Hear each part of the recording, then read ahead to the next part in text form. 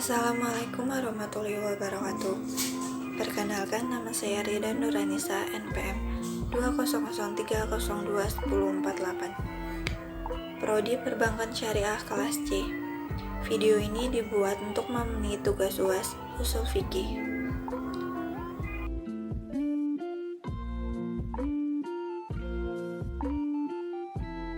Di sini saya akan menjelaskan materi tentang maslahah mursalah dan huruf adat istiadat atau kebiasaan. Saya akan menjelaskan tentang maslahah mursalah. Secara bahasa, kata maslahah berarti manfaat dan kata mursalah berarti lepas. Sedangkan secara istilah, maslahah mursalah adalah sesuatu yang dianggap maslahat, memberi manfaat, namun tidak ada ketegasan hukumnya di dalam nas dan tidak pula ada dalil tertentu yang mendukung maupun menolaknya. Dengan demikian dapat dijelaskan bahwa maslahah mursalah merupakan suatu hal yang dapat memberikan manfaat, akan tetapi hal tersebut tidak ada ketentuannya dalam nas. Contohnya, peraturan lalu lintas dengan segala rambu-rambunya. Peraturan seperti ini tidak ada dalilnya dalam nas, namun hukumnya penting untuk ditegakkan, sebab peraturan ini sejalan dengan tujuan hukum syariat, yakni memelihara jiwa dan akal. Macam-macam maslahah. Yang pertama, maslahah mutabaroh, yaitu maslahah yang secara tegas diakui syariat dan telah ditentukan hukumnya di dalam nas untuk direalisasikan. Contoh, perintah untuk berjihad, untuk memelihara agama, penegakan hukum, qisas, untuk menjaga kelestarian jiwa, ancaman hukuman zina untuk memelihara kehormatan dan keturunan. Kedua, maslahah mursalah, yaitu kemaslahatan yang tidak ditegaskan secara pasti oleh nas dan tidak ada ketentuan hukumnya. Contoh, bagi pengendara sepeda motor yang tidak memakai helm, maka polisi berhak menilangnya. Yang ketiga yaitu maslahah mulghoh, yaitu sesuatu yang dianggap maslahah oleh akal pikiran tetapi dianggap palsu karena bertentangan dengan ketentuan syariat. Contohnya, ada anggapan bahwa pembagian warisan antara anak laki-laki dan perempuan seharusnya disamakan. Dasarnya adalah maslahah. Maslahah seperti ini bertentangan dengan ketentuan syariat. Syarat maslahah mursalah. Yang pertama, yaitu benar-benar mendatangkan manfaat dan menolak madarat. Misalnya, mempertimbangkan kemanfaatan tanpa melihat apa akibat negatif yang ditimbulkan. Kedua, berupa kepentingan umum, bukan kepentingan pribadi atau golongan. Ketiga, tidak bertentangan dengan ketentuan yang ada dalam nas dan ijma. Asas maslahah harus meliputi 5 hal, yaitu yang pertama, pemeliharaan agama, yang kedua, pemeliharaan jiwa raga, ketiga, pemeliharaan akal, keempat, pemeliharaan keturunan dan kehormatan, kelima, pemeliharaan harta benda.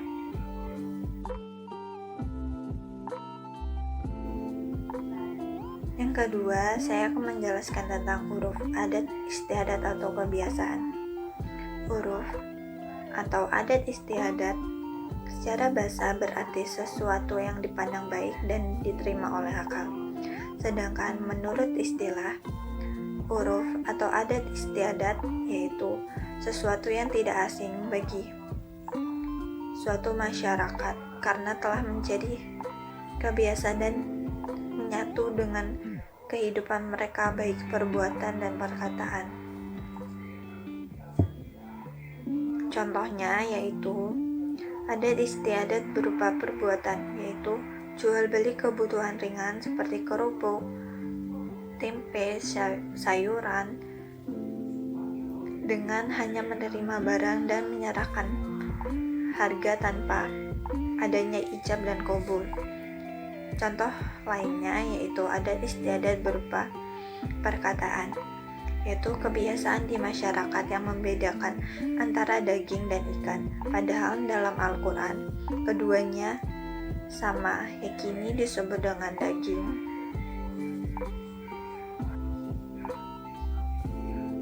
Macam-macam uruf yang ditinjau dari sisi legalitas syariah.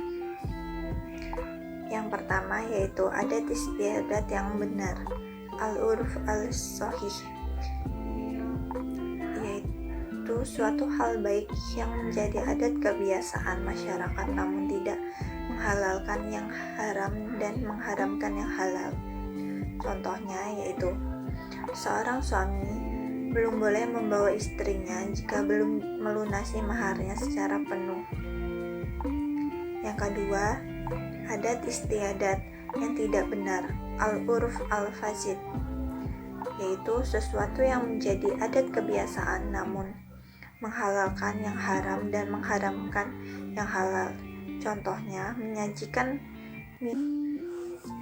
minuman keras atau berfoya-foya tanpa manfaat pada saat lulus wisuda. Macam-macam uruf yang ditinjau dari sisi cakupan. Yang pertama, adat kebiasaan umum, al-uruf al-am, yakni adat kebiasaan mayoritas dari berbagai negeri suatu masa. Contohnya, perkataan suami kepada istri, haram aku berdekatan denganmu, berarti sang suami telah menalak istri. Atau masuk ke kamar mandi umum dengan membayar uang sewa yang ditentukan tanpa membatasi berapa lama kadar air yang digunakan. Yang kedua yaitu adat kebiasaan khusus, al-uruf al-khos, yaitu adat istiadat yang berlaku pada suatu masyarakat atau negeri tertentu. Contohnya adat kebiasaan masyarakat Tuba, Lamongan, dan Banjarnegara yang menentukan bahwa wanita yang melamar pria dalam prosesi pernikahan.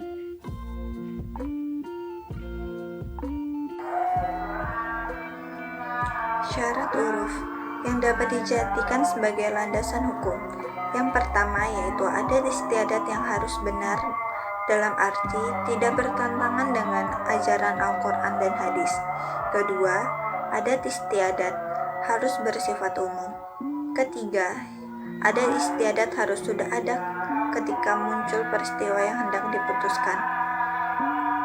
Keempat, tidak ada ketegasan dari pihak terkait yang berbeda dengan adat istiadat setempat. Yuk kuliah di Institut Agama Islam Negeri Metro. Halo adik-adik, calon mahasiswa dan mahasiswi baru IAIN Metro. Yuk catat tanggal penerimaan mahasiswa baru program S1 dan vokasi tahun 2021 sampai 2022. IAIN Metro ini memiliki beberapa fakultas loh, yaitu Fakultas Tabiah dan Ilmu Keguruan. Yang kedua yaitu Fakultas Syariah. Yang ketiga Fakultas Usuluddin Adab dan Dakwah.